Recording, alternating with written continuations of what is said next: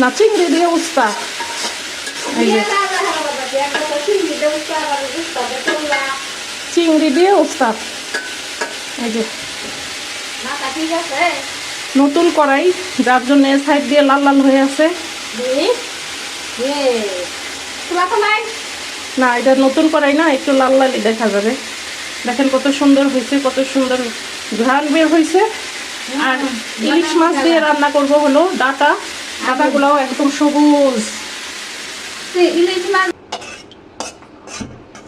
জানলাটা লেগে গেল বাতাসে। লাগলে আজকে বাইরে কেমন বাতাস শুনি না? প্রচুর বাতাস। লাউ ভাজিটা, মিষ্টি লাউ, আমরা মিষ্টি লাউ বলি, মিষ্টি কুমড়া। হ্যাঁ হয়েছে, এটা হয়েছে। আপনি এখন ওইটা পারেন। এখন করলা ভাজিটা বাইরে নেবেন। করলা ভাজি হয়ে গেছে। করলা ভাজি বাইরে হালাইলাম। চড়াই চড়াই ভালো লাগে না, বাড়ির মধ্যে দিলাম, ভালো লাগে।